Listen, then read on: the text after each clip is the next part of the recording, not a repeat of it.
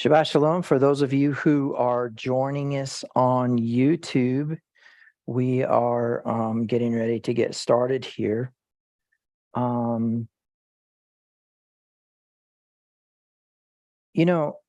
There are a few things that come to mind that I would like to say before I actually get into the message.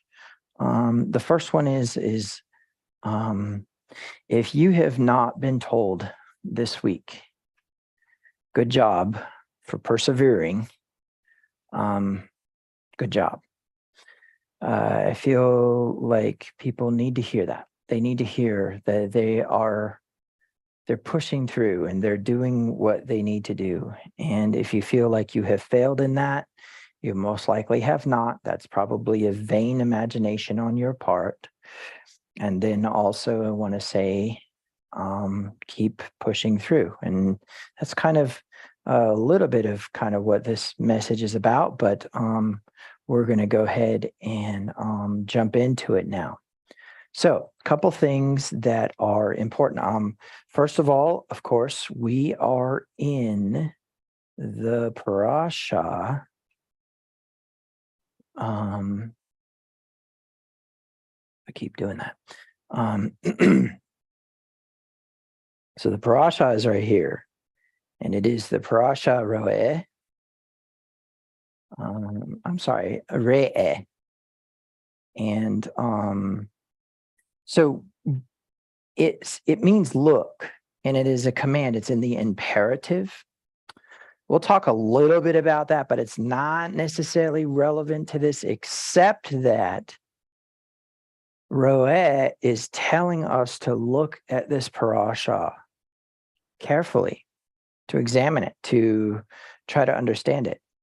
Well, there's two very, very important things that occur in this parasha that a lot of people don't realize. Actually, three very important things.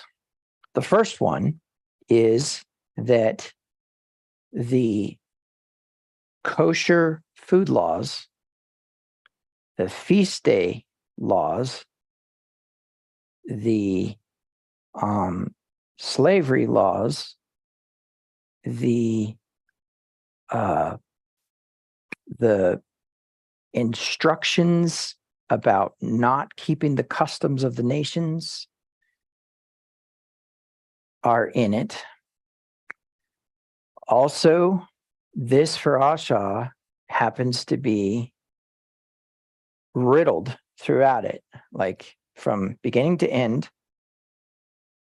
with not eating the blood. Not eating blood. Okay. And then, in addition to that, there is a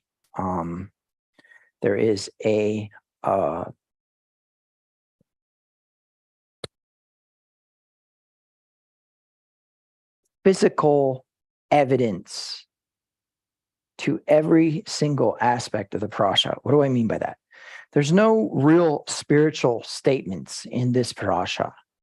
There's nothing that you can't see or feel or hear, okay? So when it says look, the way I want you to think about this is this: if you had a camera drone flying behind you and that camera drone was watching your every movement, watching the things that happen to you, there would be an evidence or proof that was physically visible. Okay. For example, when it says to let the slave go free, well, we know that Paul says that we were slaves of sin, right? We know that Paul says that we are now slaves of righteousness. So after having studied righteousness, that should be 2 videos ago, I believe, that we talked about righteousness. It might have been 3 videos ago. So go back 3 Shabbat services and you'll be able to hear all about righteousness. But the evidence of righteousness will be an actual physical act, okay? And so as a result of that, Roeh says to look, but Roeh says to look at the parasha, not just what's in the parasha, but everything that's in the parasha, everything that's in the Torah portion, discusses the idea of there being physical evidence. So what we're going to do is we're going to touch a little bit upon that, but there's a reason why I want to get into that. So we're going to do some diagramming on the board here, and just basically kind of get our heads wrapped around some information. But before we do that, I want to show you guys something. And what I want to show you is actually going to have to do with the sky. Okay. And so jumping into this astronomy app and going to Sky Live, I have the moon. Okay. So there's a lot of information here, but what I want you to pay attention to is this right here. Okay. This is the cycle of the moon. So today is the waxing crescent, 12%. Okay. That's today. Tomorrow, the 13th, will be a waxing crescent at 6%. And of course, 2%, which may or may not be visible on the 14th, but on the 15th, which will be Tuesday night at sundown, we have 0%, but then the new moon occurs. Okay. So it's not until Wednesday evening that we will actually see no actual visible crescent, not even with a telescope, because there's an absolute new moon. Okay.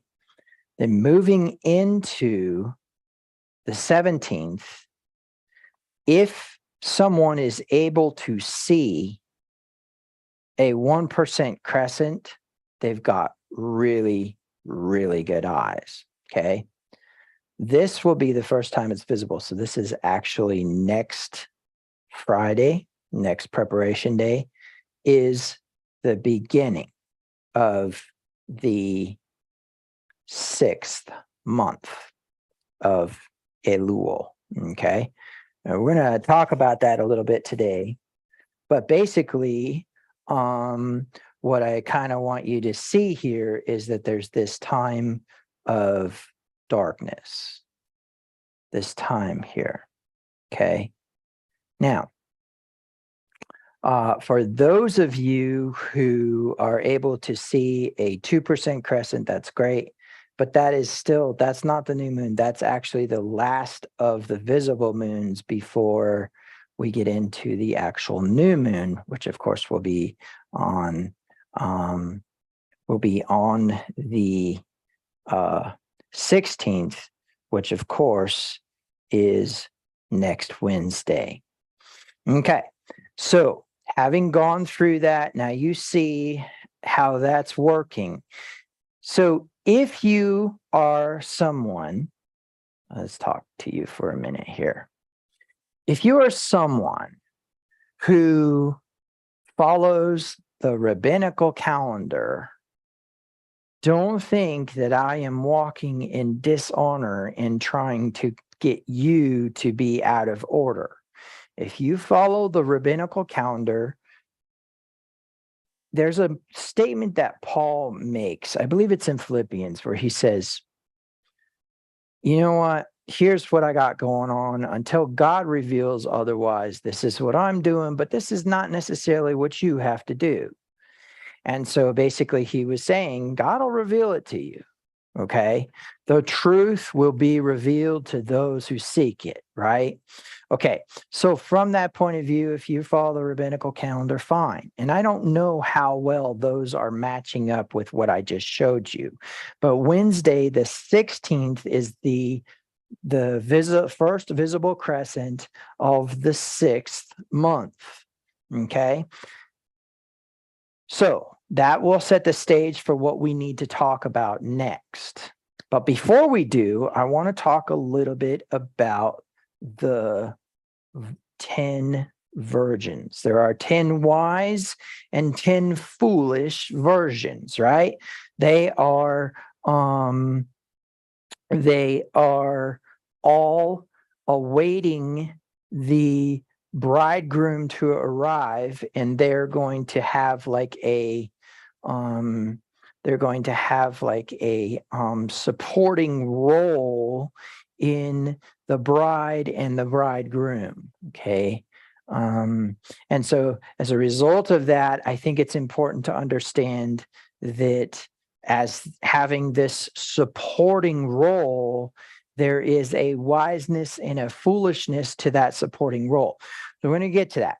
But basically, what we're specifically going to be looking at here is the concept of the concept of preparation. Okay, the concept of preparation. We're going to talk a little bit about preparation today. And so as a result of that, we are going to be working with the scriptures from Matthew and also some other ones. But basically, Matthew chapter 25 is actually what we're going to be looking at. Matthew chapter 25. So I'm going to jump into this just really quick here.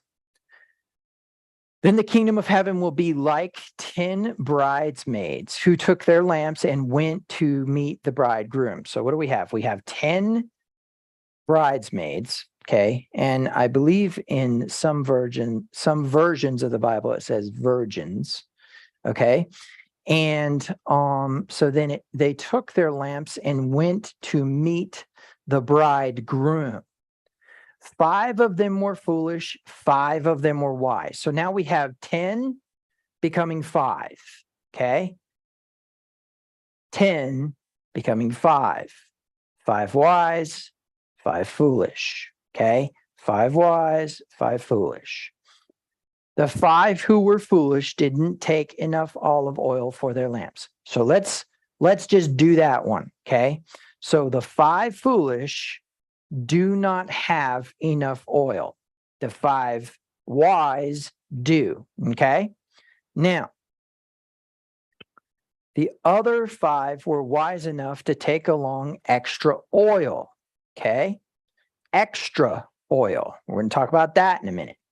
When the bridegroom was delayed, they all fell asleep. All of them. How many sermons have you heard where the wise stayed awake? They all fall asleep. Okay? They all do. Okay, they all fall asleep. At midnight, they were roused by the shout, "Look, the bridegroom is coming. Come out and meet him." All the bridesmaids got up and prepared their lamps. All the bridesmaids got up and prepared their lamps. Then the 5 foolish ones asked the others, "Please give us some of your oil because our lamps are going out." But the others replied, "We don't have enough for all of us. Go to a shop and buy some for yourselves." But while they were gone to buy oil, the bridegroom came. Then those who were ready went in with him to the marriage feast, and the door was locked. Later, when the other 5 bridesmaids returned, they stood outside calling, "Lord, Lord, open the door to us." And he called back, "Believe me, I don't know you. So you too must keep watch, for you do not know the hour of my return." Okay. So there are some really, really important things that we need to discuss here. So what is the deal? We all thought for the longest time, because of what we had heard from sermons, that the 5 foolish didn't trim their wick. We all thought that the 5 wise trimmed their wick. No, they all trimmed their lamps. But there were 5 who did not have enough oil. And we're gonna discuss this a little bit, but the short version of this is let's discuss this from the point of view of blessing and curse. Now, one of the mistakes that the pulpit and Christianity at large and a combination of Christianese, which I'll explain in a minute, and Christian sentiment have basically created a place where the word curse is so bad and horrible and equates to hell and everything else that if it's ever brought up in the Bible, they will gloss over it. I experienced this with my own ears as I was discussing something with a friend last night who has chosen to continue to identify himself as a Gentile Christian and therefore has alienated himself from the Commonwealth of Israel and the covenants of God. But in that way, he is still caught up in the Christianese and the Christian sentiment. What's the Christian sentiment? The law has been done away with. It was a curse. But Moshe, in this parasha, says, look, today I have set before you a blessing and a curse. But let's talk a minute about this. First of all, 2 things that are important. Number 1 is we have the sun shining on the just and the unjust. That is a guarantee. That is the rainbow. That is the no-hide laws. Okay? In general, the no-hide laws are the minimum that a Gentile needs to honor in order to become an Israelite. In other words, if you are a no-hide today, to this day, you can actually say, I'm a no-hide. Put a kippah on your head, walk into a synagogue, and they'll leave you alone. They'll let you say their prayers with them. They'll let you listen to the sermon. They'll let you socialize with them. You say you're a no-hide, you're a righteous Gentile in their eyes. But in the confines of Scripture, we are not necessarily dealing with man's tradition about how a person is to become a convert or a Jew or to get saved, as it were, to end up in the Lamb's book. But the principle is that as we have gone through our lives as Christians, we have begun to develop this idea that there is no requirement, as it were. Anyways, no-hide laws are guaranteed to the world. Anybody, no matter what religion they are, no matter what belief system they have, they could potentially have a religion that mocks or curses Yahweh, and they still get the sun, and they still get the rain, they still get seed time and harvest, and they still get summer and winter. That's guaranteed. In fact, Ecclesiastes says, as long as the earth exists, there will the generation after generation will continue to exist. Okay, so there's 2 reasons why this is important. The first one is because that is the general, or what we would call the average. Now, a person who has heard Torah and has rebelled against it now is in a state of curse. Let me reiterate, a person who has heard Torah. Now, before you think, oh, wait, a person has to hear somebody read it to them, think twice, because Paul said, if a Gentile, though not having the law, does the things of the law, he demonstrates that he's a law unto himself, and that his conscience will accuse or defend him in the day of judgment. So this is very important, because hearing, as we learned last week, has nothing to do with the ears. Okay? but hearing is bearing witness to a testimony. All right, so there's a few reasons why this is important. The first of which is simple. A person who hears Torah and rebels falls under a curse. A person who does not hear Torah, in other words, if they are ignorant of Torah, Torah doesn't apologize for reciprocation, but the curses fall under those who rebel against Torah after they've heard it.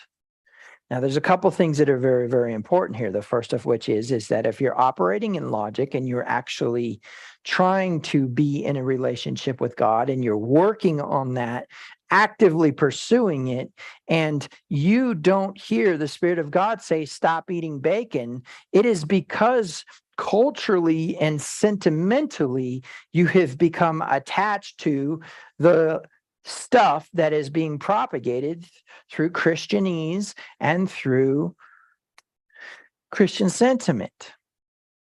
Now, the reason why this is so important is because as we start to get into this, you're going to see that the hearers of Torah are not the ones who receive the blessing,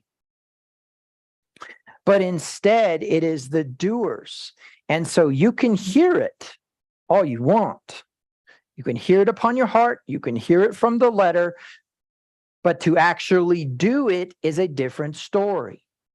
Now, in that process, a doing is an action. It is the drone behind you can see you actually carrying it out. We set up a tent. We set up a sukkah at the Feast of Tabernacles. Now, there's two reasons why this is important. The first of which is that if you hear Torah and you rebel, then you fall under a curse. If you hear Torah and you obey, then you fall under the blessing. Everybody else gets the sun and the rain. So why is this important? Because of what it says in this parasha.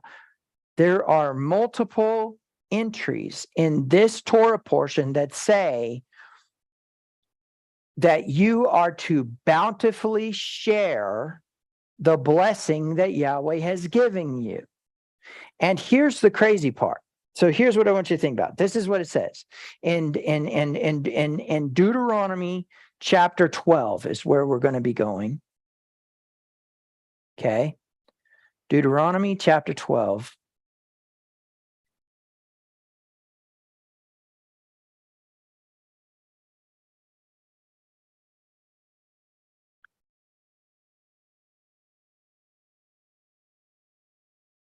Verse 7, there you and your families will feast. Okay, let's talk a minute about Hebrew. So in Hebrew, you have what's called the perfect and the imperfect, or you have the completed action and the incomplete action, and there isn't actually an in-between. There's not actually necessarily an ongoing, okay, there's no actual present tense operation in Hebrew. Now, before people start reacting to me saying that, what I'm trying to say is that it's either done or it's not. Now, there's an act of actually doing it until its completion, but that is still not done, right? And so Hebrew operates in a very black and white, done, not done. So let's talk about this. If I say I will, okay? If I say I will, let's say I'm gonna do I'm gonna go and I'm gonna throw a ball. I will throw a ball. Okay. So I'm gonna throw a ball. I say I will throw it. Have I thrown it yet? Nope. Even if I'm throwing it, I haven't thrown it yet. Okay. It's not complete until the ball is thrown. This is important because when I say I will, I'm making a promise. In Hebrew understanding, if the action is not complete, it's a series of promises. If it is in the second person and it says you will, then it is usually a command. Okay. Usually it is in the imperative or what we consider to be a command.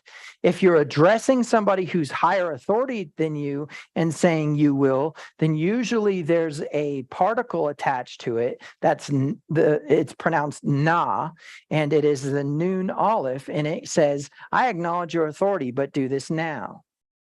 Okay.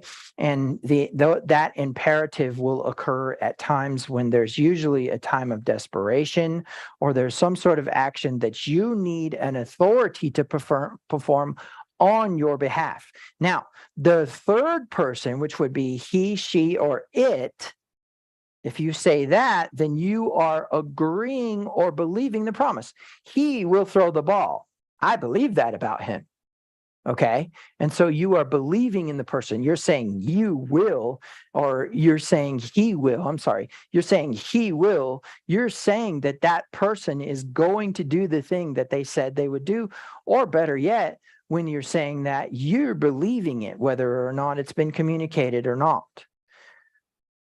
The reason why this is important is because of what it says here in verse 7. You and your families will feast in the presence of Yahweh your Elohim. That's a command, right? But a promise. And you will rejoice in all you have accomplished because Yahweh your Elohim has blessed you. Let's go back to the definition of blessing. That's more than the sun and the rain on the just and unjust. A blessing is an abundance that shows evidence that you are receiving something more than what you worked for, and therefore there's a supernatural enhancement to your increase. Demonstrative of what? Of obedience to tithing, stewardship, etc. Equal distribution. Go back to our teaching about righteousness about 3 Shabbats ago. So the point that needs to be made here and understood is the premise that if Yahweh is saying you will feast and you will rejoice in all you have accomplished because Yahweh has blessed you, holy smokes. Does anybody catch that there's a promise of blessing there? But there's also a promise that there's almost a guarantee that they are going to be operating in such a way that they would be able to distribute to the poor, that they would be able to go to the place where he would put his name or the place where he would choose for his name to be honored, and they would do those things. So the feast days, Pesach, Pentecost, or Pesach, Shavuot, and Sukkot, or Passover, Pentecost, and Tabernacles, are a promise guarantee that if they were obedient, they would reap such an abundant harvest that they could afford to not only take those trips, but that they were to take those trips to go and eat. In fact, it says to go and buy from the herd, from the flock, whatever other food you want, wine and any other alcoholic beverage. Okay, so when we are talking about this, the point that really needs to be nailed home is this idea that what? That there would be extra oil available to the 10 or the 5 wise virgins as a result of what?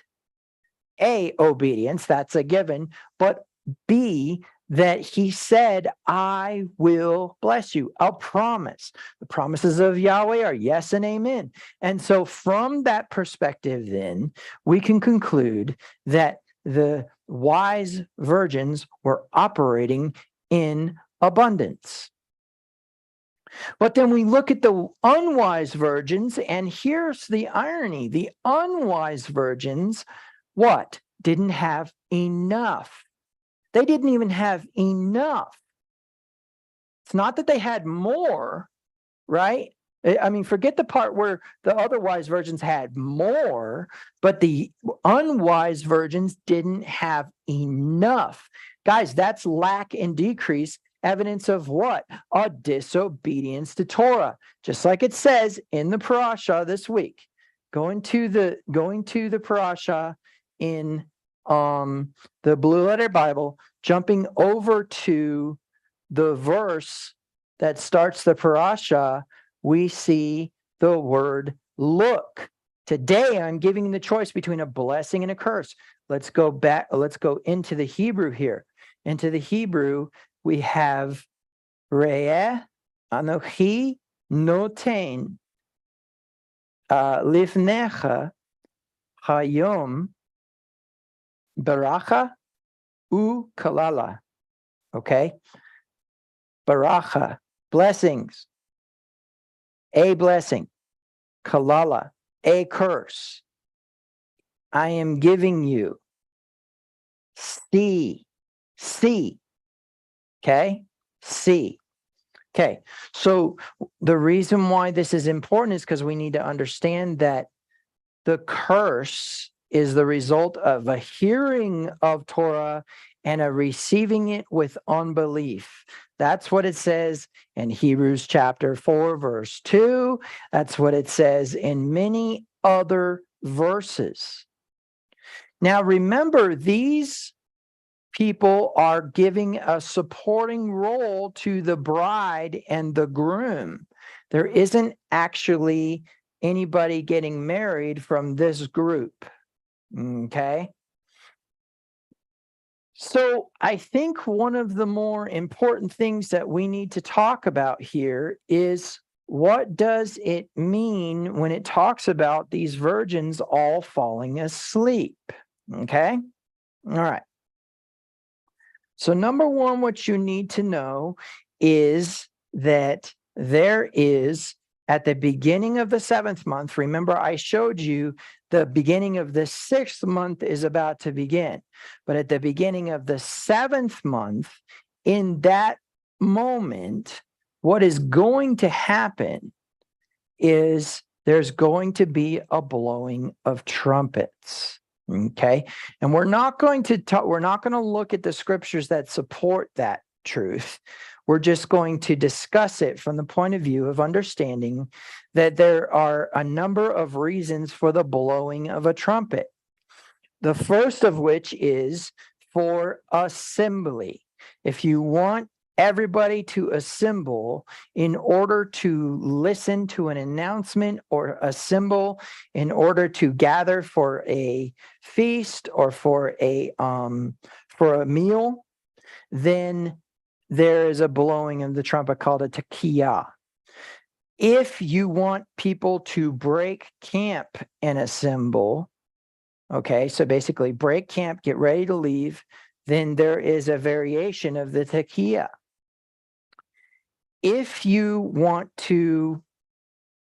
there's a blowing of trumpets and you want to honor those who have fallen, then you blow a staccato blast, 3 short staccato blasts. And then if you want to sound the alarm or the teruah, then that is telling you that you need to assemble for war and come to the place where the trumpet is being blown. Bring your weapon and your attitude. Okay? And then finally, the Tekiah Gadol is an annunciation of the arrival of a prince. Okay? The annunciation or arrival of a prince. And the Tekiah Gadol is usually the one that would be used to announce that somebody has come from somewhere and that they're important. So in some cases, in the Galilean wedding, you could see the trumpet being blown to announce that the bridegroom has come. Okay? So the awakening of these virgins is important. And it comes as a result of the Annunciation that he has arrived, that being a trumpet. So the fall feasts begin with the Feast of Trumpets, or Yom Teruah. Notice I didn't say Yom Tekiah, Yom Shevarim, or Yom Tekiah Gadol. I said Yom Teruah. It is the day of the alarm. And so there is a necessity to understand that Yahweh built into his own feast days war language. Okay? War language. So as we're going through this, we need to kind of take a look at and understand the premise. All right? So we're going to go ahead and we're going to diagram this. We'll jump over to the whiteboard and begin to discuss this. So in order to do that, let me see. I'm going to use, let's do thin line blue. Let's do, yeah, red's fine. And let's do yellow. Okay. So here is a timeline. Okay. And along this timeline, we have Passover. We have Pentecost.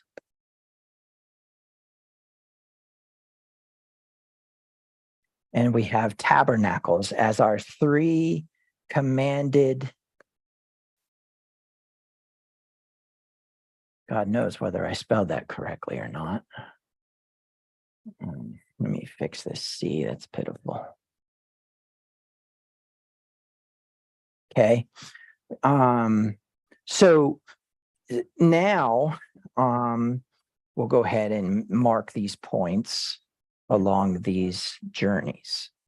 Now, one of the things that we understand, everybody understands that after, I'm just going to put a line here, and I'm going to put a line here, okay? After the Passover, the Israelites went into the wilderness and they experienced a time of want, okay, which we'll call the low point, but this is going to be Mariba. Sorry, that is supposed to be an E. Mer-I-Ba. Remember, it says, this is like the waters of Meribah for me. If today you hear his voice, do not harden your hearts. Okay. Then we have this change where all of a sudden they have manna, all of a sudden they have provision, they have protection, etc. Now, remember, Meribah started in the wilderness and basically was, God brought us out into the wilderness to die. And then all of a sudden there was water from the rock, right? And so we can process this as water from the rock.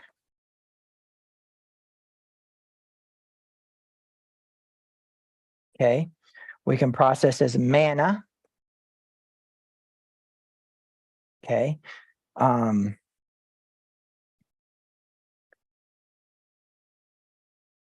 And we can process this as Amalekites.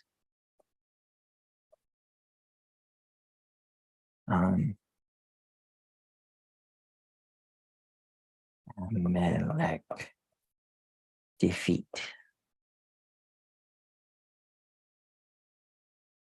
Sorry, writing is horrible. Okay, so now what's important here is to understand that water from the rock, manna, and the Amalekite defeat all equated to answers to the question at Meribah. Did God bring us out into the wilderness to die? Then we have Pentecost, which is where they arrive at Mount Sinai, receive what I like to call the gospel, which is the promise that they would be a holy nation, a royal priesthood, and a peculiar people. Then eventually they arrive at this moment, which is the golden calf. Now, I have taught you in the past that the golden calf was not created by a hungry, thirsty, defeated people, but by a protected, provided for, and instructed people. Okay. The golden calf was done by a people who had already been given the instructions not to do it. They had already been provided manna, and I believe by that time quail, if I recall, and also had water that traveled with them, that actually followed them, and it stayed with them the whole time. They had water from the rock the whole time they were in the wilderness. Now, as to whether that was just a stream diverting or whether that was actually the rock moving, totally irrelevant. It's still supernatural, right? Okay. But here's the part that's interesting. I'm going to change this to, let me see. I think I want to do purple here. During that time, there are certain Israelites who respond with trust and with faith. Okay. And they arrive at Pentecost with trust and with faith. And as they go into the season of fatness, which is what we'll call that upswing in the blue. So we're going to call this lack. This is the season of lack down here. Actually, let's leave this in blue so that we can keep it categorized. So this is the season of lack. Okay. And this is the season of increase. Okay. And these correspond to the harvests, as you know. But anyways, now what we have going on, if we were to go back to the purple line, is we have this spiritual high that occurs during the counting of the Omer. Okay. And then we have this spiritual low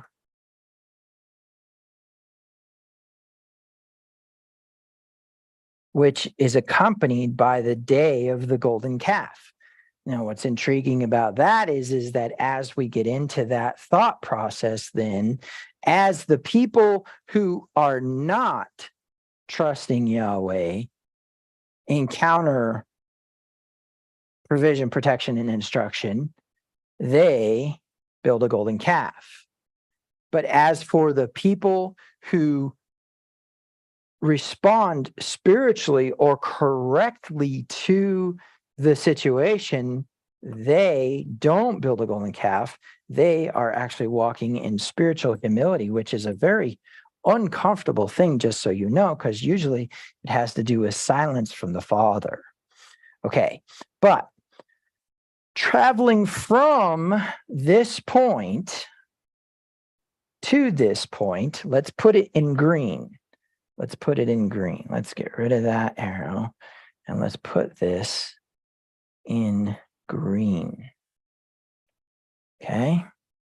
Traveling from this point to this point is an upswing in spiritual process, going from humility into spiritual highness again. Okay. Now, as that's occurring, there's a downswing in the physical realm. So we have this season of fatness, and it kind of it climaxes here, and then it trails off there. Okay. So now let me tell you, this is very dynamic. This is not concrete. This is not static. This is not going to be every single human's life, because a lot of things are going on in between this point and this point with the heart. Okay. But one of the things that's important to know is that each one of these feasts has something to do with the marriage steps. So this is the Shidduchin. Okay. This is the Eruvin. Oops, missed the R. That's what's going on. Okay. erusin. And this is the nezu scene. Okay, you notice that those endings in are actually Aramaic, but the word itself means match making. Okay, betrothal.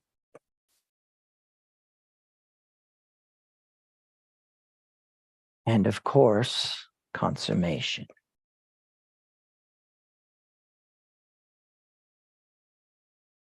Okay.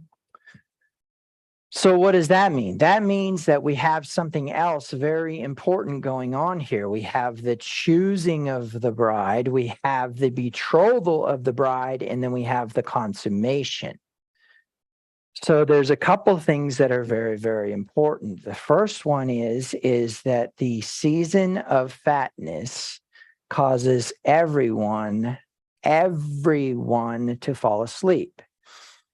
There are those, as they're going into the season of fatness, who will squander, and those who will have oil left over afterwards. Okay, so we have those who don't have enough. Remember, season of fatness is happening with everyone.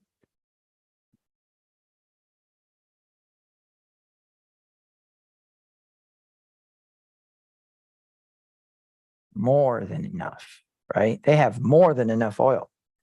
Okay, so basically now the principle is that they bring extra oil. These ones don't.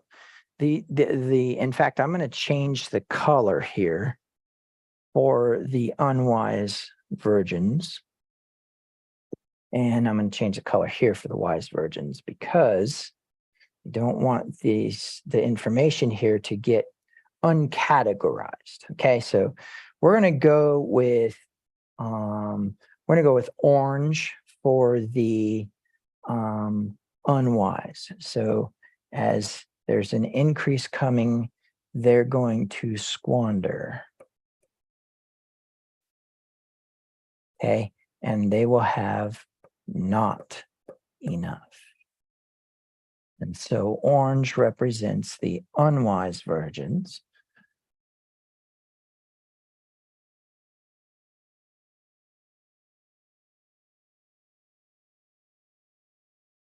Okay, and then we'll go with, let's see, I guess we'll do this color, green. So here we have enough. Okay, and actually more than enough, sorry.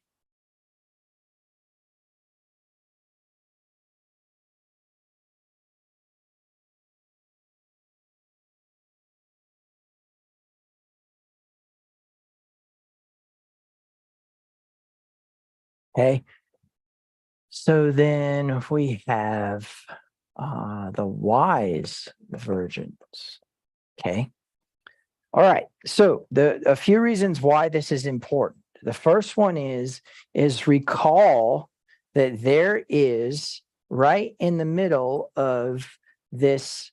So if we were to take this part right here, okay, about right here, there's a blowing of the trumpet, there's a sounding of the alarm, and we are going to put that in purple because it is actually something very spiritual. And so we're just going to say Yom Teruah. Yom Teruah. Now, if it was a gadol, then somebody'd say, oh, the bridegroom is coming. If it was a shevarim, they'd say, oh, somebody has fallen. If it was a tekiah, they'd say, oh, we need to assemble. But instead, there's this. And we're going to get to that in a minute. Anyways, so one of the more important elements here is an understanding that everyone fell asleep. No matter where you're at spiritually, whether you are in the flesh, this is the flesh, or whether you are in the spirit, this is the spirit, or some dynamic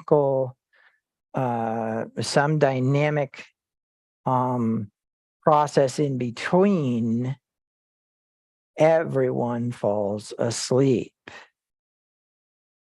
And then there is a concept or an idea that the awakening will be to everlasting contempt or everlasting life. Okay? Everlasting contempt or everlasting life. So the awakening that occurs here, okay, that awakening it's not a respecter of persons, and it doesn't show any partiality.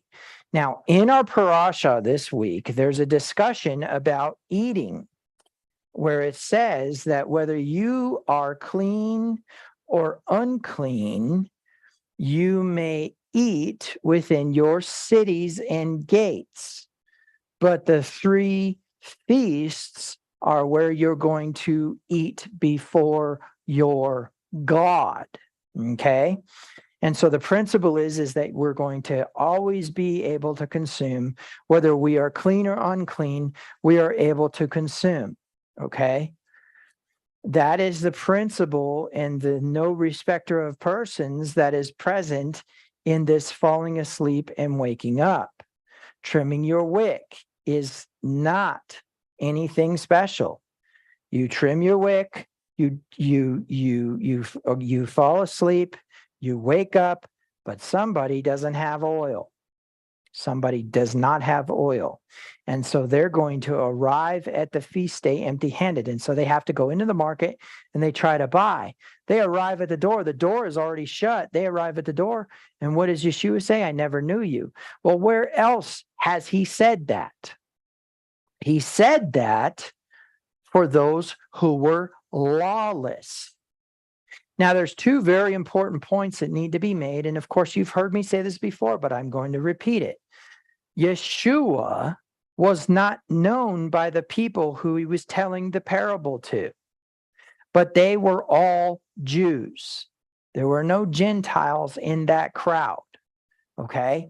And in that crowd, when he gives the Sermon on the Mount and he says, you are the light of the world, you're salt of the earth, blah, blah, blah, he also says, many will come to me in that day saying, Lord, Lord, I have cast out demons in your name, I've performed miracles in your name, I've prophesied in your name. And here's the irony about that. They're not going to lie to the intensification of all power in the universe. They're not going to lie to an eternal being, okay? Now, in that process, a couple of things that are very, very important. The first of which is that if they are addressing Yeshua, saying, we've done all these things in your name, and he says, I never knew you, depart from me, you workers of lawlessness, his accusation. Remember, it says, who shall give charge against God's elect? It is Christ who was crucified and yet rose again and now sits at the right hand of the Father, making intercession for us. That's in Romans 8, I believe verse 32. But the point being is what he's saying there is Christ is the one who can make the accusation and condemn. And he says, depart from me, you workers of lawlessness. And he says, I never knew you. Well, here is what we call a ramez. Here is the connection. When Yeshua is telling these parables, the disciples are with them the whole time, but the documentation of the actual sermons is occurring at the same time, right? They are preparing to write this stuff down and tell the story. So now we have them saying, well, the kingdom of heaven is like unto these virgins. And he says, I never knew you. That's a ramez. That's a thematic connection between those 2 sermons. I never knew you. Depart from me, you workers of lawlessness. So we take the I never knew you from chapter 25 and the I never knew you from chapter 7, we connect them together. And what do we have? We have that oil equates to lawlessness. I'm sorry, the lack of oil equates to lawlessness. There's a few reasons why this is important. Obviously, he's talking to Jews who what? Who, as a standard of life, without consequence, questioning or wondering whether they can do it or not, keep and honor Torah. In fact, they honor more than Torah because the rabbis had enacted things to protect people from breaking Torah by making rules that would surround Torah so that they couldn't. So you keep the rabbinical rules and you'll never break Torah. Well, but the principle is, and the simplicity is that those people who didn't find it hard to do those things still had life problems. The irony here is the idea and the principle that he says, depart from me, I never knew you. Those who did not have enough oil, those who are walking in lack and decrease, those who are responding to the season of fatness by squandering it, and those who are responding to the season of fatness by building the golden calf, which is a self-sufficient or self-reliant process. We will make the God who brought us out of the land of Egypt. As for this Moses, we don't know where he went. A disavowing of the authority of that rabbi. Okay, so now there is a principle and a truth present. That's what? Well, depart from me, I never knew you. You workers of lawlessness. So we know that a disobedience to Torah is a lack of oil. That means that an obedience to Torah is an abundance of oil. And therefore, what we need to understand is that the lack of oil was a result of them actually being rebellious or disobedient to Torah. They must have been given instruction to take extra oil.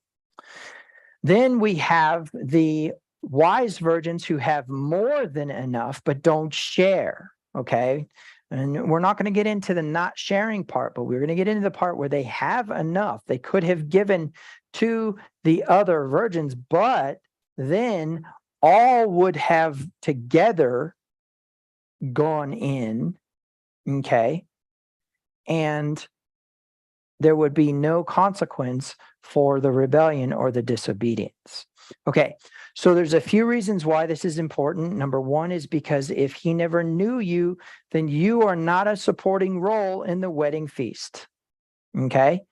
If he never knew you, you are not a Torah observant individual.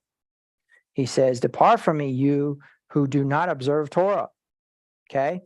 Now, there's a few reasons why we need to look at this a little bit deeper, and that is because this falling asleep and this waking up have to do also with this premise that at that time, an alarm is sounded.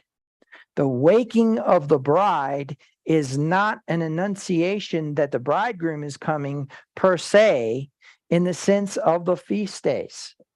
However, we do have a reference to the Feast of Tabernacles in Revelation chapter 19, verse 7 and 8, the marriage supper of the Lamb, right? The great wedding feast.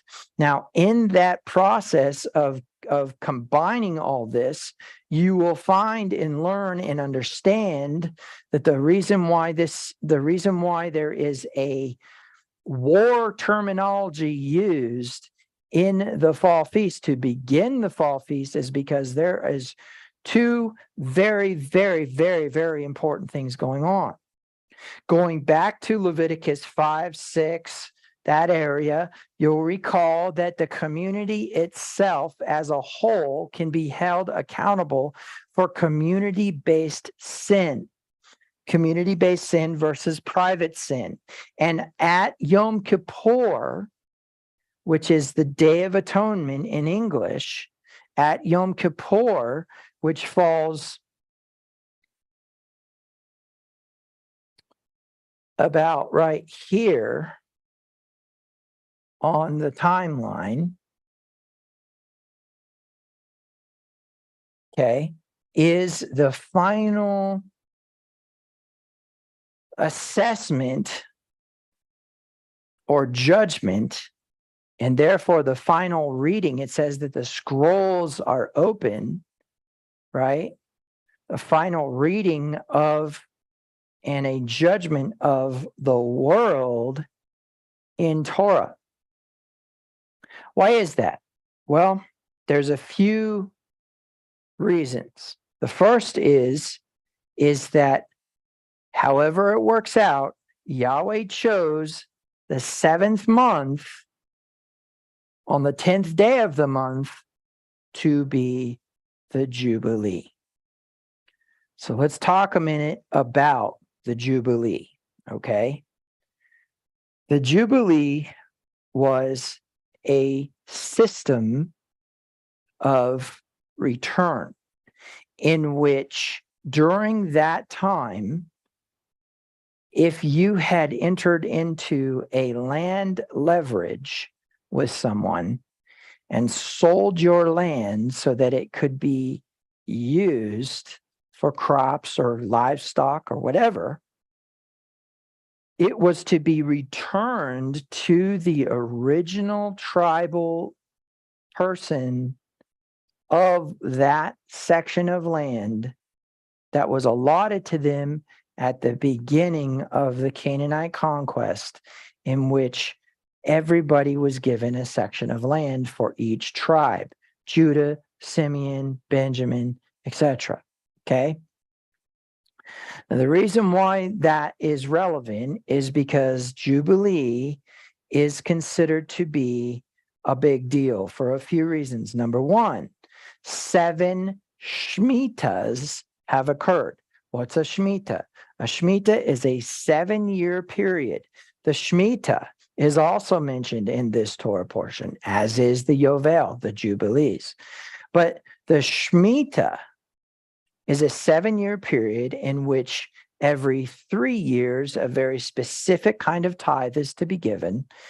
And not only that, but in that 6th year, there is supposed to be a double bumper crop provision from God. And in the 7th year, there is a fallowing or a non-working of the land. And in the 8th year, there's a return to the working of the land. And in the 9th year, there's a harvest. Now, the reason why this is important is because that allowed the land to have a return to its soil nutrients. Okay. And in all of that, we have that whole concept of a relationship between man and the earth. Okay. So the biggest reason why that there is a reckoning of Yom Kippur that's so important is because the Jubilee falls on Yom Kippur. Yom Kippur is governed from evening to evening. So now we know why the Hebrews and the Jews all reckon their days from evening to evening. The relevance and the process here has to do with the idea that all that originally belonged to the original owners is returned back to the original owners. What has gone away shall return. Now, there's a few reasons why this is important. The first one is that the entire nation of Israel is judged off of the Shemitah and off of the Yovel in terms of the releasing of debt, the releasing of slaves, and the releasing of the land in the 50th year. So 7 Shemitahs. So the releasing of debt is the 7-year cycle. The releasing of slaves is a 7-year cycle. 7 of those plus 1 year equates to the Jubilee. The Jubilee was a once in a lifetime, usually, maybe sometimes twice, depending on when you were born, a once in a lifetime opportunity for you to enjoy the promise that Yahweh gave to Abraham. Okay. Yahweh tells the people in last week's parasha, you're going in not because you're good, but because the people who are in the land are more wicked than you. I need them out. I need you to tend the land, or the land is going to overflow with wild beasts and with overgrown plants, etc., etc. So the relevance to all of this then would come into question as to, does this apply to the rest of the world? Well, in the process of all that is going on, there is actually some things that we need to talk about.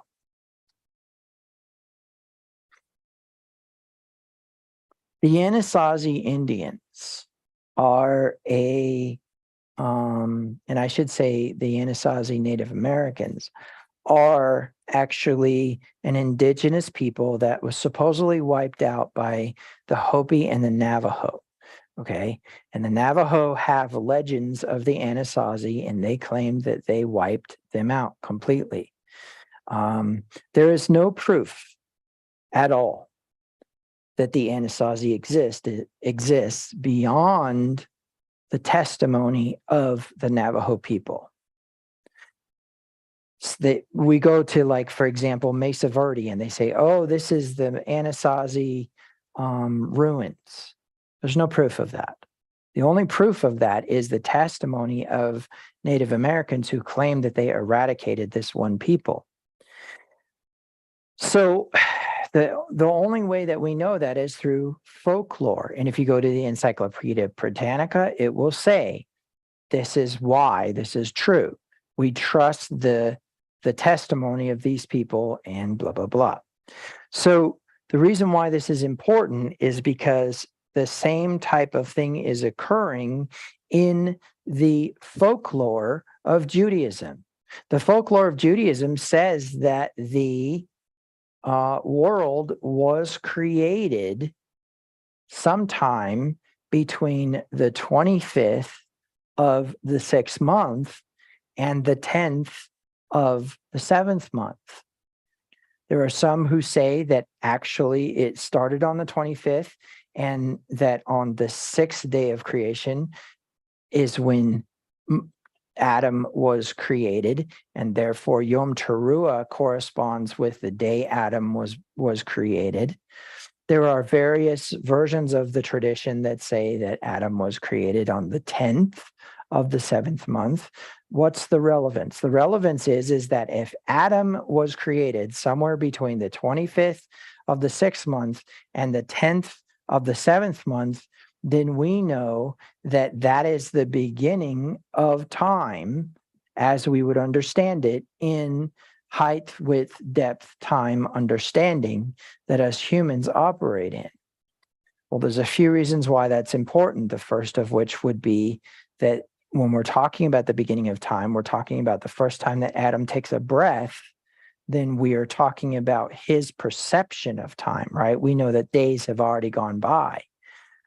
He's on the 6th day, as it were. But the point being is that time begins at that time, and therefore there is a reckoning of humanity between the 25th of the 6th month and the 10th of the 7th month. And for those who are willing to accept it and who are willing to believe it, even though that it is Jewish folklore, we understand that the entire world is under judgment during at the beginning of the 7th month to the 10th of the 7th month in what's called the 10 days of awe.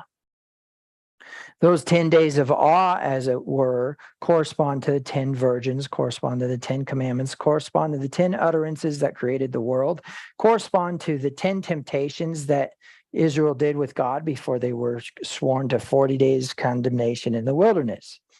But in that process, we are also aware that the number 40 falls into a category of some sort of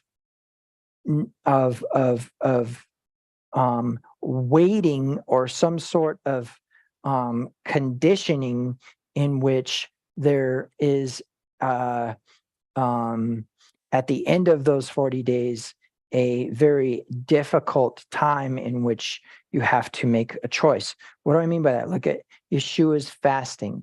Look at the things that happen with Elijah. Look at the things that happen with Moses. Okay. And so we know 40 has to do with fasting. We know that 40 has to do with discipline. And we know that 40 has to not only discipline like chastisement, but discipline in self-discipline. Okay.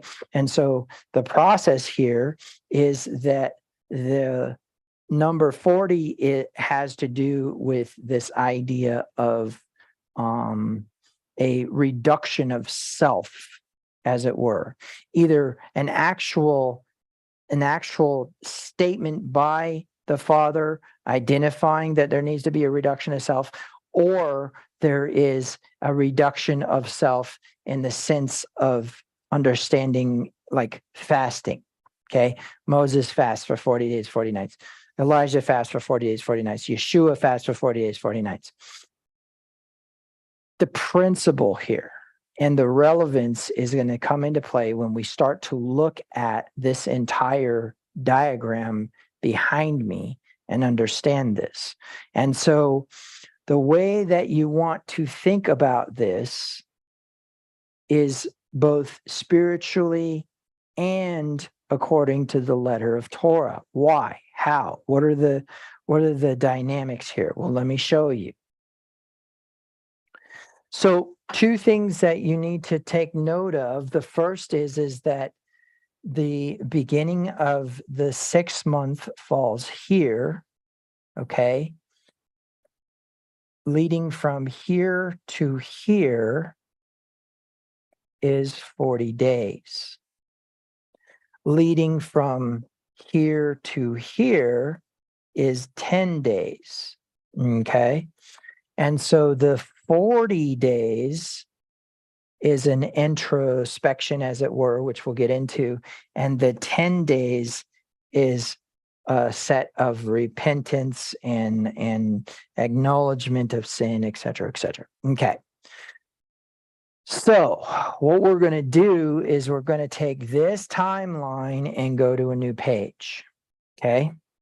So you've seen the feast day cycle up to this point. Now what we're going to do is we're going to take this timeline and we're going to make it a little bit more zoomed in.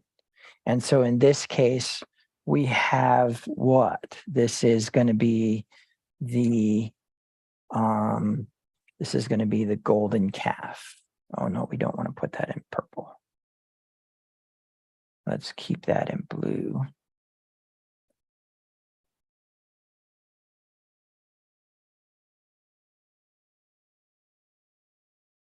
Okay, and I'm just going to put Z here, so you know that they have fallen asleep, right?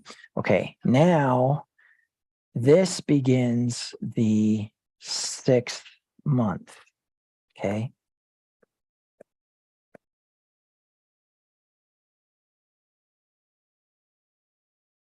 Now this begins Yom Teruah.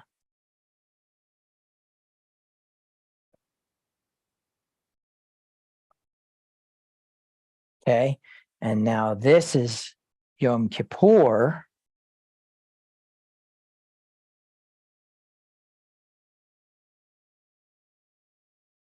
And then this is Tabernacles.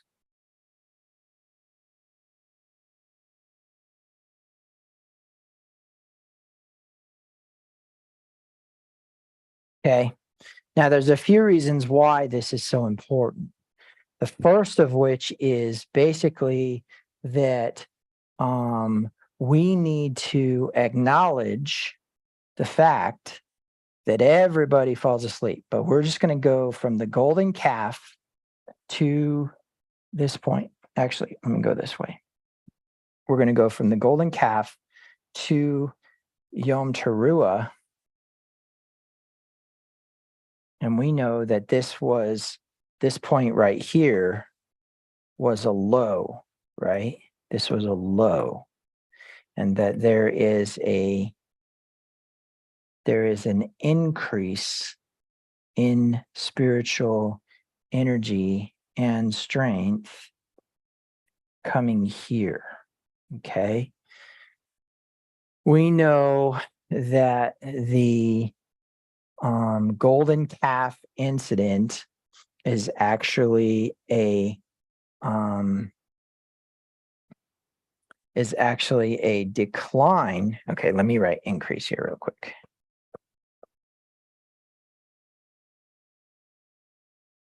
And we know that the golden calf incident has with it a decline coming in from here. Oh, you know what? I actually drew these wrong. Give me a second here.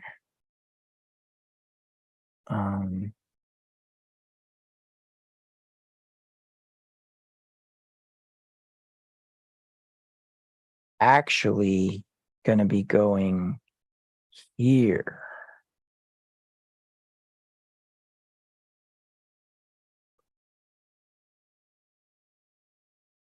Okay. So from a spiritual low here, there's an upswing occurring. It's a gradual one that arrives at tabernacles where there is a return to what you experienced during the wilderness season, at the climax of the wilderness season spiritually. Okay, there is a return to that. Okay, so we're just going to say there's an increase in the supernatural realm of energy. All right. Now, on the other hand, there is in the physical realm a decrease occurring as a result of balance. Okay, not a result of a curse per se, but of balance, because we can't just stay fat all the time, or we would eventually not. When you're not hungry, you don't seek food. Okay, and so we'll just call this decrease. All right, so the key here to understand is that this energy that's being built up is for a purpose. Starting at this point here, working to this point here, we have an energy increase in the supernatural realm. I'm just going to write here.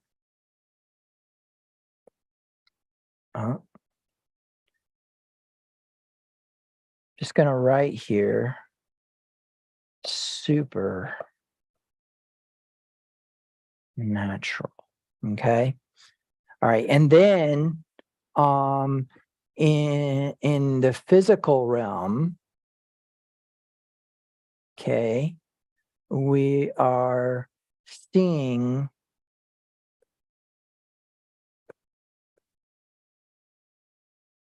a decrease. Okay.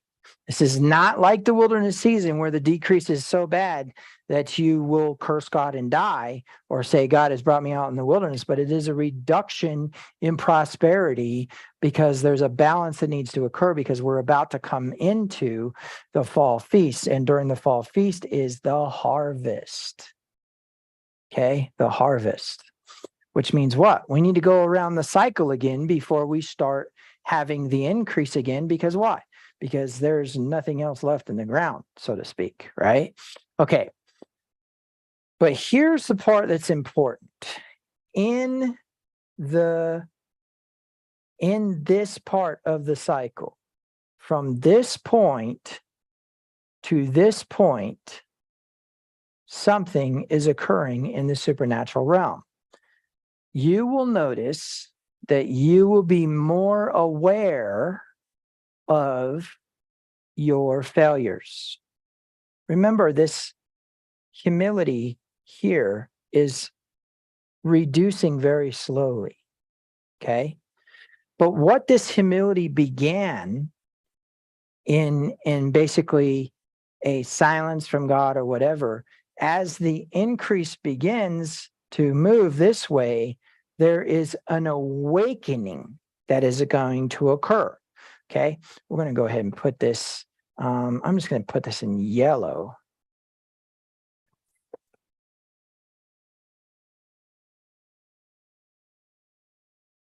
Everybody falls asleep. Remember that, okay?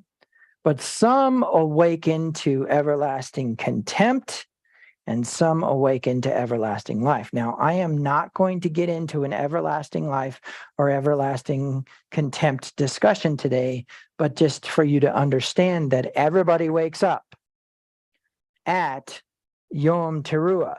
Everybody wakes up. The trumpet is blown, right? The trumpet is blown, and everybody starts to wake up. Some wake up and they arrive at this judgment in everlasting contempt, and some wake up and they arrive at that judgment in everlasting life. But the relevance here is that this is, in fact, I'm going to put it in yellow. This is 40 days. From this point to this point is 40 days. Somewhere in this timeline, the earth was created. Somewhere in this timeline, Adam was created. Somewhere in that timeline, Adam sinned and was cast out of the garden. And somewhere in that timeline between the first of the 6th month and the 10th of the 7th month, there is a process of introspection, which I'll explain to you here in a minute. However, I want you to remember, and this is important, I want you to remember Yom Teruah is not Yom Tekiah. Okay? In fact, we're going to write Yom Tekiah.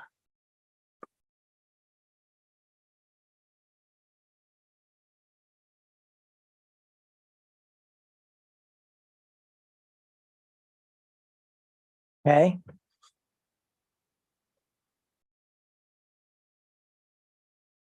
Not Yom Tekiah. Yom Teruah is the sounding of an alarm. Arm yourself, assemble, and come to the place where this trumpet is being blown. Bring your attitude. Okay? Bring your attitude. So why is this so important? Because if you have not caught on by now, the sleeping is going to happen to everybody, but there's only one group of people who are prepared to awaken to war. And not only that, but now you can see Yahweh being tricky with his processes. Why? The marriage supper of the Lamb corresponds to a war. If you go into Revelation 18 and Revelation 19 are the finishing battle of Babylon, the fall of Babylon.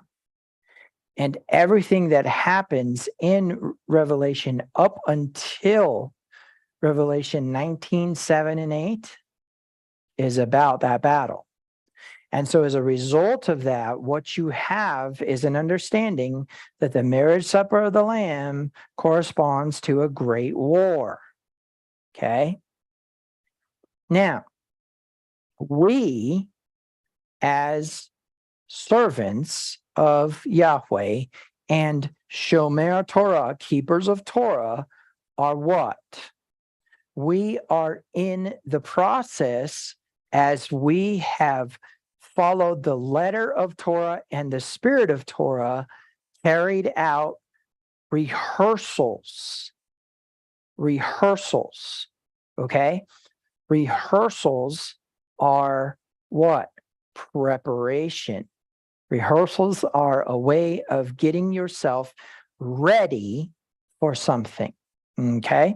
For example, if there's a rehearsal for a wedding, then that day you go and you don't got to get all pretty, and half the crew hasn't shown up, half the family isn't here yet because their flight's still coming in on Saturday, and you have what? A practicing of the walking down the aisle and a practicing of it's not the true wedding, but there's a practicing. And that practice is now falling into the category of the feast days that Yahweh commanded us to keep. What's intriguing is they all fall within the harvest. Remember, you will reap what you sow. If you sow to the flesh, you will reap corruption. If you sow to the spirit, you'll reap everlasting life. Oh, look, everlasting life. Remez, here we go. Some will awake to contempt. Some will awake to everlasting life. And what? If you sow to the spirit, you will reap everlasting life. So what do we understand? The awakening has to do with what was sown. So the awakening also has to do with what fruit is now produced. Recall that I preached a message about fruit in which I proved to you and showed you that fruit is not your action, but is what you are reaping. That is a demonstration of your actions. Okay. And so the awakening will be a result of what is sown. So how do we sow in this season? We're all asleep. There is a supernatural reduction in process. However, there's a moment in which you will begin to notice an ebb and flow, and there'll be an increase in supernatural energy leading all the way up to the Feast of Tabernacles. I have not entered into a Feast of Tabernacles yet and stepped into those days without some semblance of revelation or some semblance of the ability to heal. In fact, somebody in my lifetime during the process of the Feast of Tabernacles got healed from cancer. And the laying on of hands and everything that I used had to do with energy. What's my point? My point is that you will notice an increase in that energy. You will notice an increase in revelation. You will notice an increase in clarity. Okay? Because those who did not go the route of the golden calf and waited upon Yahweh have demonstrated that they want the spiritual humility, which hurts. It sucked, right? It was not fun, but we are on the upswing now. We're moving away from that moment of that disintegration that you felt. Okay? Here is the part that's important. Moving into the what we'll call the 40 days of introspection, there is a smaller ebb and flow that we need to talk about. Okay, so I'm going to use my thick line to demonstrate this. There is, from this moment, this going on in the supernatural realm. Okay? But the difference is that, in fact, you know what? Let me do it this way. I will use the correct colors. So we'll start with what's going to be going on in the physical realm. Okay? And then we'll go with what's going to be going on in the supernatural realm.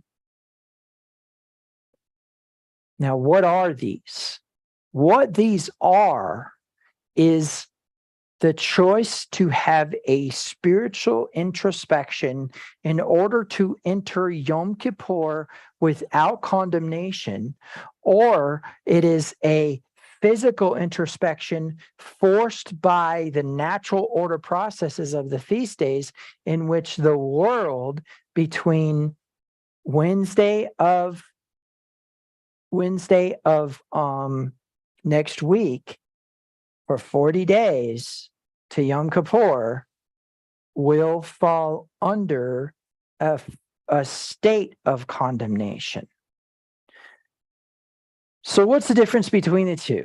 Well, if you're going via the purple route, then you yourself are creating the self-discipline. If you're going the blue route, then the self-discipline is going to be created for you.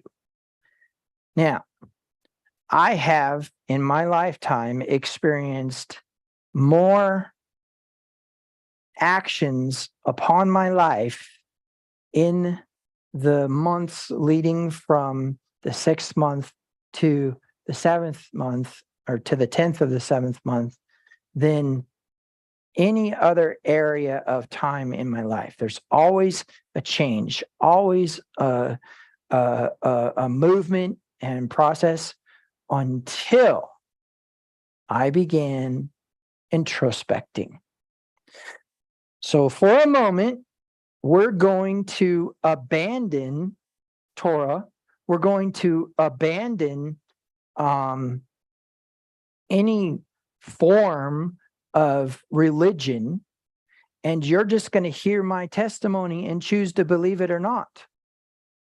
That I have walked into Yom Kippur for the past 3 years, understanding that my conscience was clear because I took the time to introspect.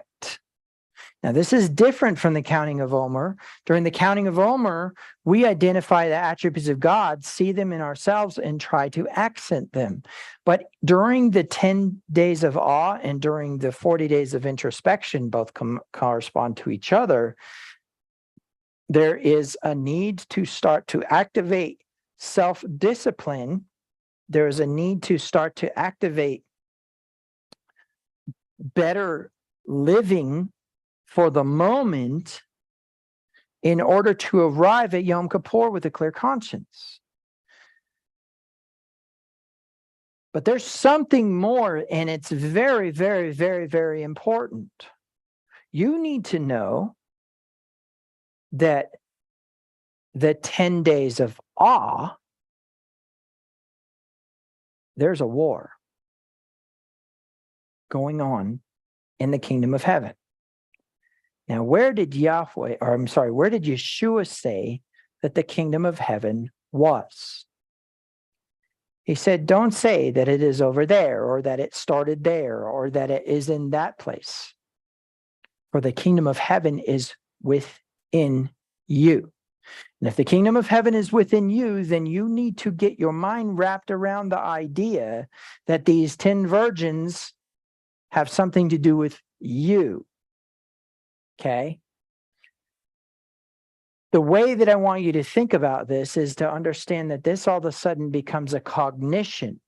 This all of a sudden becomes a spiritual process, a movement of energy, a loss or gain of energy, a visualization, an expectation, and an understanding of faith, an act of dominion, an act of power, and a conglomerate operation of the collective conscience. What does all that mean? That means that we are not dealing with this whole idea of like heaven and hell and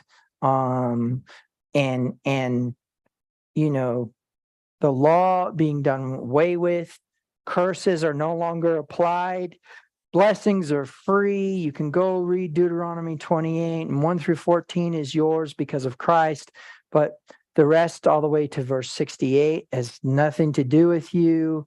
Those type of things, those type of sentiments, that type of process.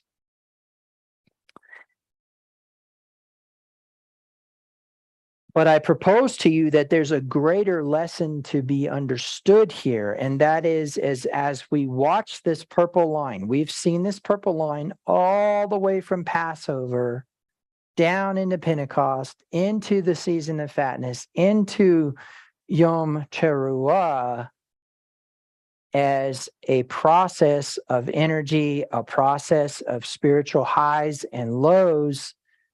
But what you don't understand is that there's a cycle present, and I'm going to show you it, okay? So in the grand scheme of things, we have this cycle basically breaking off into two quadrants. On this side, we will call this war. And on this side, we will call this peace. Okay?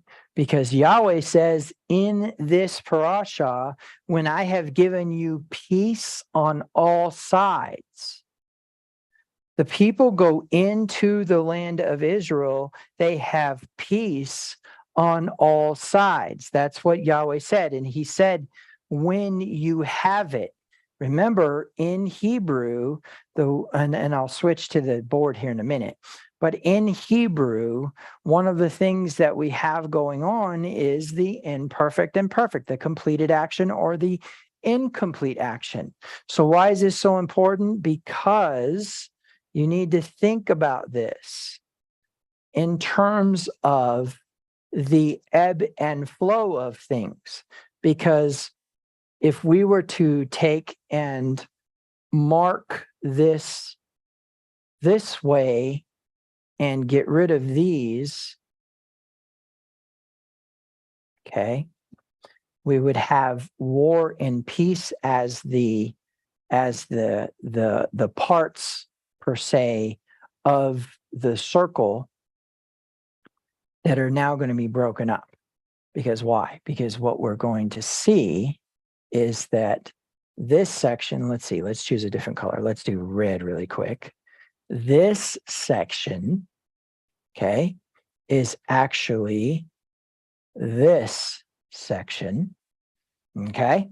And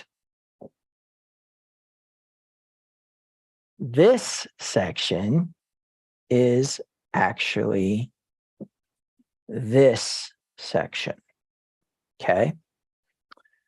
So then what we have is we have the highlight and the low light of this circle corresponding to these points along a timeline, okay?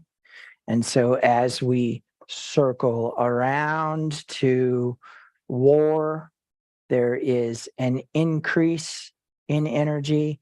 And as we circle around to peace, there is a decrease in energy. So we view this decrease in energy as a low. It doesn't feel good.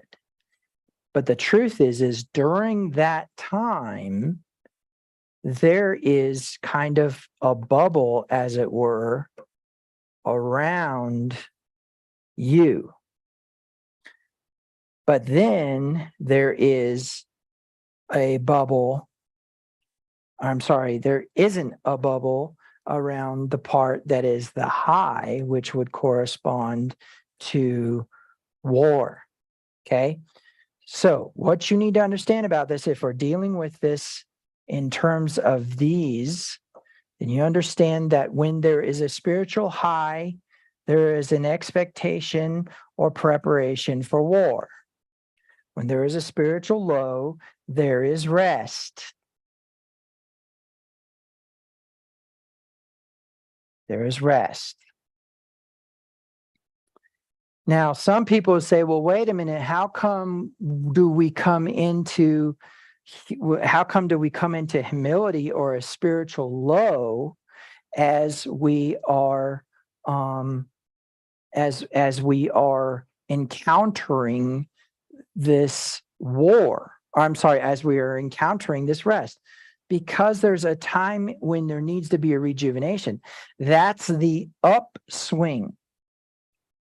The war reduced your energy and power. So now you need to rest in order to go back to war. Okay? Yom Teruah. Yom Teruah. That is how I want you to think about this. Yom Teruah is the sounding of the alarm. That is war. How are you prepared for war? There's a respite, there's a rejuvenation, but during that rejuvenation, something has been going on. What has been going on during the rejuvenation? Real simple. A warrior, when they leave the battlefield and go back and they rest, during that time, they understand that that's a time of peace. And during that time, they have an understanding that that time of peace corresponds to what? A calm, a rest, a quietness, okay? But there's a point in time where they've rested enough, but the war has not returned yet. And during that time when they've rested enough, now all of a sudden there's a pent up energy, as it were, and there's a need to get it out of their system. And so every warrior, yes, has a battle to fight, but every warrior has an adventure to have. Why? Because it continues to maintain the tenseness of muscle. It maintains the readiness of the mind. So an adventure will always have danger in it. An adventure will always have an action or a process of training in it, as it were. Okay. Now, there are adventures that we create and there are adventures that Yahweh creates. And sometimes the adventures that Yahweh creates are a bit scary. But the principle is you will feel an intensity of energy beginning to build up. During that time is not a time to continue to lay in the bed, not a time to continue in respite, but to begin training, swinging your sword again, checking to see if you're still flexible, thinking about the enemy, thinking about the preparation for war. Because why? Because Yom Teruah is coming, and when the trumpet is blown, you will be going into battle, whether you like it or not. You go into battle with an ill preparation, then you are going to end up what?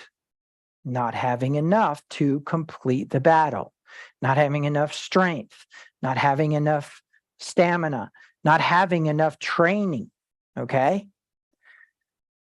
So as much as we have this acting out and rehearsal of these feast days, which are times in which we are supposed to commune with Yahweh, remember the table fellowship, remember the idea of eating the sacrifice with the intensification of all power in the universe, and having a clear conscience as you go into that, believing that you have a right to sit at that table.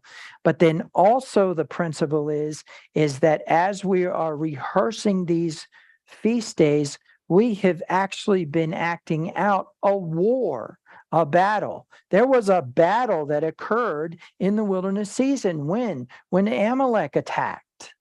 Amalek attacked, and remember, Moses had his hands up or his hands down. That happens to be the spiritual, the physical low. They had been brought out into the wilderness to die, according to them. They had no food. They had no water. Immediately, as soon as the food and water came, Amalek attacked. After Amalek attacks, then they go into a respite in which there is peace on all sides. But there's a point where Yahweh says, get away from this mountain and go to the land that I'm going to give you. And they were supposed to spend that time going from Sinai to Kadesh Barnea, training, preparing for war, the census, etc. Right? So then as they arrive at the promised land, they're ready for battle. And so, as you can see, that corresponds to the fall feasts. So the preparation for battle, the getting ready. Listen, Moses' speech in Deuteronomy, including this parasha, is a preparation for battle. He's talking to them saying, all right, it's almost time for you guys to go in. So here's my last will and testament, as it were. Here's the last thing I want to give to you, right? So The reason this is important is because we also know that there is a playing out of the feast days in a 24-hour period. There's a playing out of the feast days in a 7-day period. And there's a playing out of the feast days in a monthly period. That's hard to explain, and I don't have time to do it today, but the best I could put to you is that there's these little micro processes of reaping and sowing, micro processes of preparation for war. Now, here's what people don't get. They start to experience peace, and they formulate in their minds an expectation that that's what it's going to be from now on. Yahweh says, when I have brought you into the land and you have peace on all sides and are enjoying and reaping the benefits of the bountiful harvest that I will give you, and you go to these feast days and you bless the poor and the Levite and all that other stuff, be sure that you remember that you were slaves in Egypt. Be sure that you be what? Generous. Give generously, right? But here's the part that's interesting. He says that as if, okay, you're going to have peace on all sides. And it seems like Torah is telling you that there's a point in time where you don't have to go to war anymore.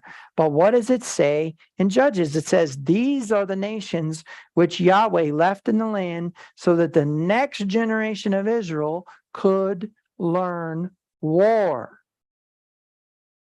This ebb and flow of war and peace, these conflicts and these respites in your life will never equate to one prevailing over the other. There will always be a balance. Why?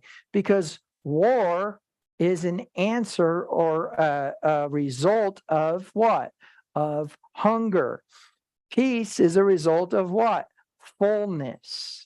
And so as a result of that, you need to understand that the ebb and flow of war and peace in your life is an ebb and flow of hunger and fullness, hunger and fullness. And the part that's really, really, really, really important as we look at this is the idea that even David fell into the deception that he had peace on all sides, and that meant he didn't have to be in war. The result was Bathsheba. And I don't need to tell you everything that corresponded to that, because believe you me, David went back to war. All of a sudden, his enemies came out of the woodwork. Now, the reason why this is important is because we need to kind of glean an understanding and have a process here in terms of and in the idea of that if you've had a time of peace, there will be a downstroke in which you will feel exhausted and need respite. Then there will be a point in time where that rest will begin to turn into laziness.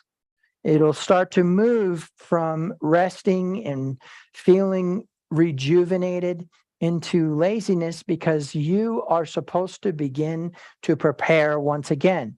What people do is have an expectation because they got to experience that time of peace that they are done fighting.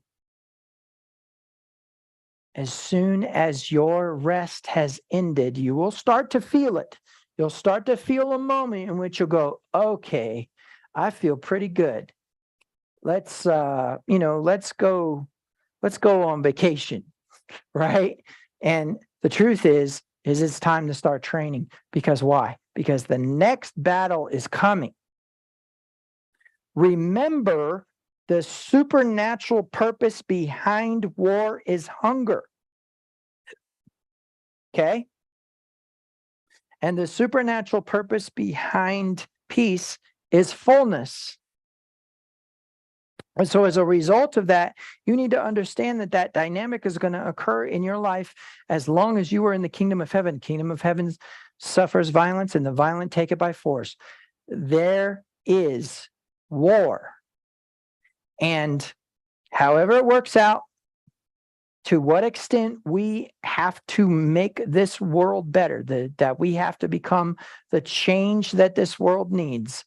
There needs to be a sentiment and understanding that that dynamic has to do with battle. Okay? Now, the way in which we deal with war and the way in which we deal with peace is not biblical. We think because we have peace, we can let our hair down. But the truth is you're supposed to take that time to get your energy back. And you're supposed to take that time to what? To prepare for the next thing. One of the places where that ends up being interesting is the laws of clean and unclean. If you view that instead of clean and unclean as energy versus not energy, and you look at the duration in which there's supposed to be a rejuvenation, you will find that in almost every circumstance, it has to do with a preparation. Preparation for war is not about fear. There are people, even probably in this congregation, who will become afraid of me saying the battle is coming. Become afraid of me saying that there will come a time when you again will have to pick up your sword and fight. There are people in this congregation who might even rebuke me and say, oh, no, wait a minute. Doesn't Christ give the peace that surpasses all understanding? Yet for a season, because there is a time and a season for everything under heaven. And so as you go through your lives and as you go through and walk and carry out and protect Torah, you need to realize that this ebb and flow is about hunger and about fullness. A satisfied person is not going to eat any more food. A hungry person is going to consume as much as they can until they're satisfied. And so from that point of view, we need to understand that this ebb and flow has to do with battle. So what's the 40 days of introspection? Preparation for war. What's the 10 days of awe? The war. Don't ask me to explain how. I don't have that information. I just know this much, that it is time to get off our duff and actually begin training again.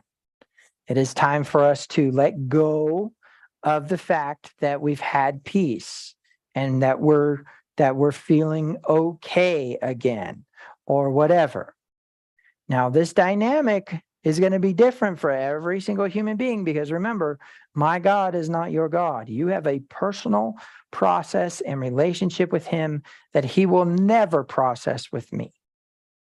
And so from that point of view, as an individual, you need to know that my wartime may not be your wartime, but the entire assembly of Israel's wartime does correspond to the feast days. Okay? A couple things that you also need to keep in mind. One, if you respond to the prompting of self-discipline with laziness or lethargy or any other type of response that says, no, I want to stay in my respite, then the universe, as it were, will begin to act upon you, and you will go from your life being for you or happening for you to your life happening to you. You will go from an internal locus of control to an external locus of control, and the world and circumstances will begin to steer and control you instead of you steering and controlling yourself back to the battlefield. One way or another, everybody wakes up.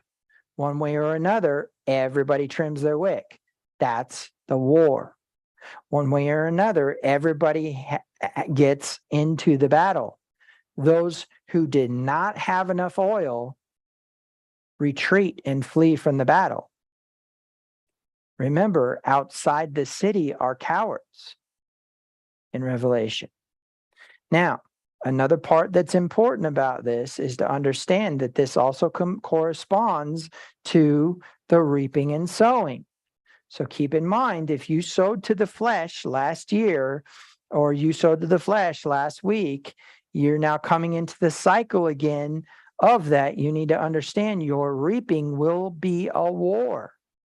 It's either going to be a temptation or you're going to reap what you actually did.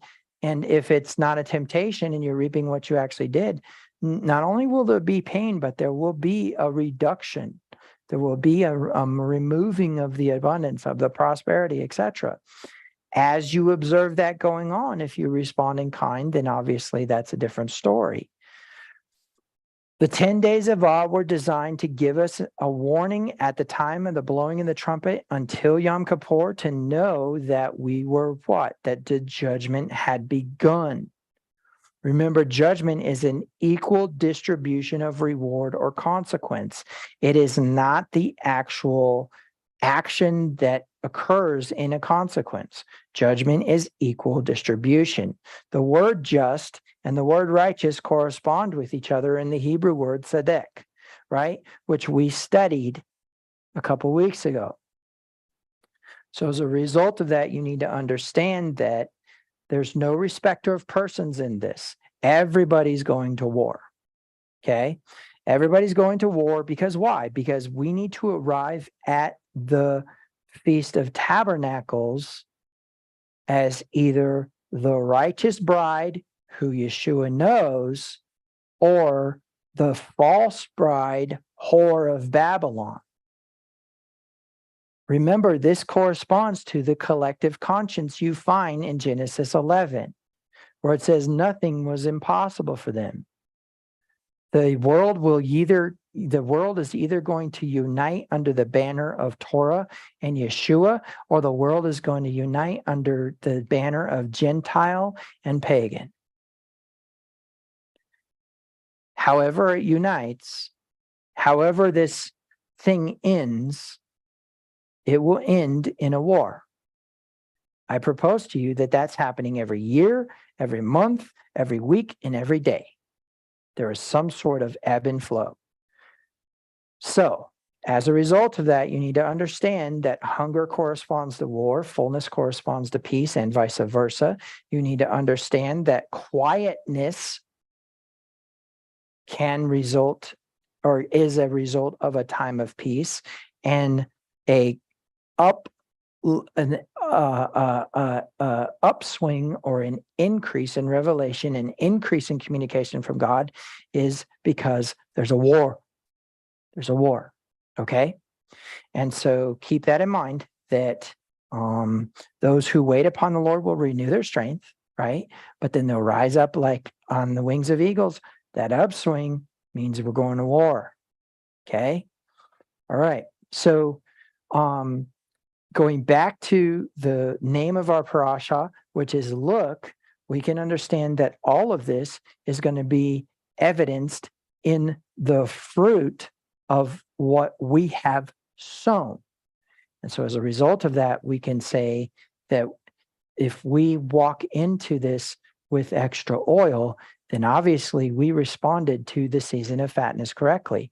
If we walk into this feeling like we did not have enough oil, then we know that we did not respond to this feast day correctly. Does that result in some sort of condemnation to the extent where now all of a sudden you're going to burn in hell or be annihilated? No. That's a misunderstanding of how I am using this illustration to demonstrate these things. What you need to understand is if he says he never knew you, then you need to probably get back to a place where he does know you. Okay?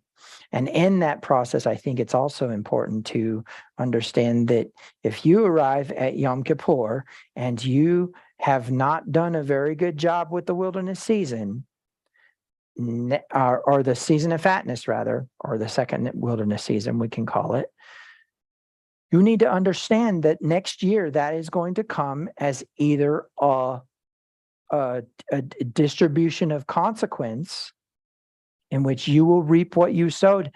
What thing you did will happen to you, or if you respond correctly at Yom Kippur, you will then come back to this time in the feast day cycle with a temptation. And as you arrive at that temptation, then you are going to begin to either be obedient, which will fulfill your obedience and therefore avenge your disobedience. That's in 1 Corinthians chapter 10. Or you will reap what you've sowed, and it's an eye for an eye, a tooth for a tooth. Once that's done, you're done.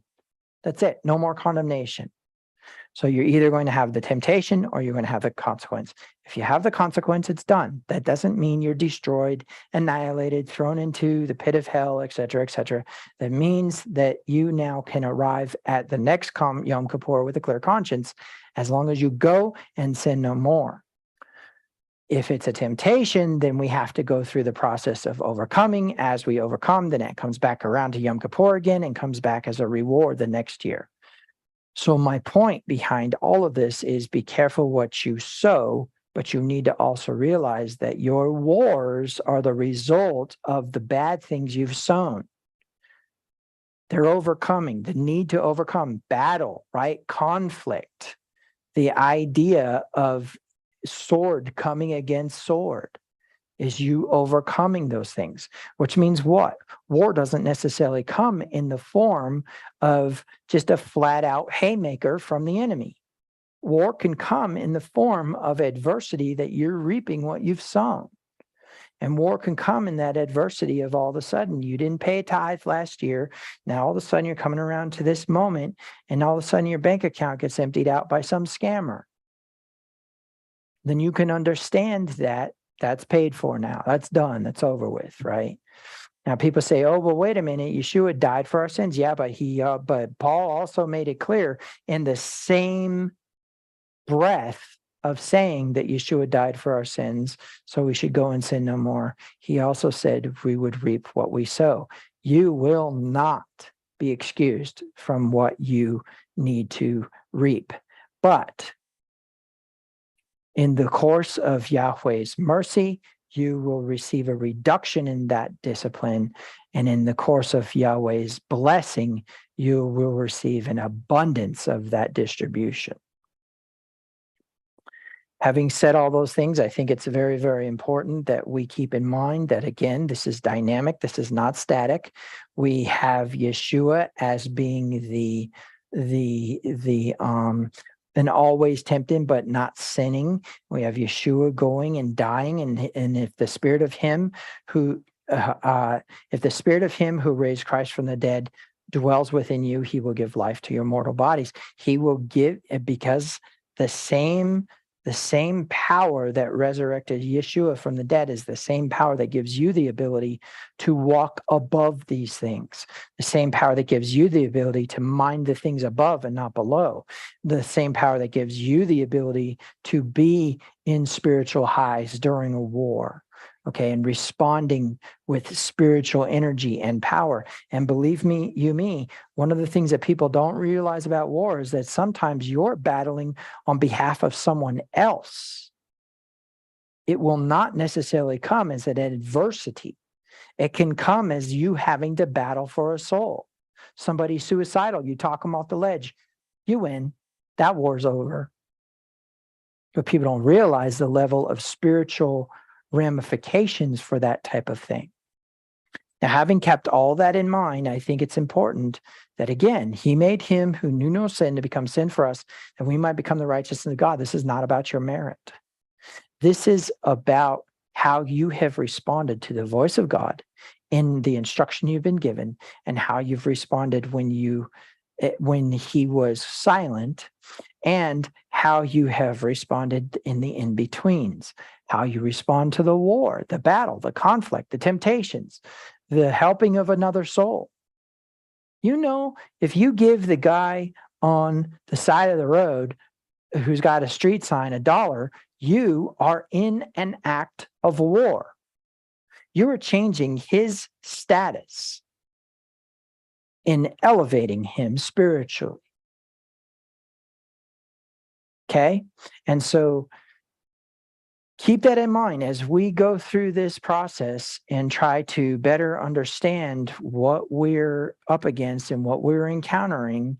I think it's really, really important that we take the time to understand that we were never supposed to stay sitting down, relaxing, enjoying the time when all the kings go out to war. That's not a good plan. It's not a good idea. So I will say Shabbat Shalom to those who are on YouTube.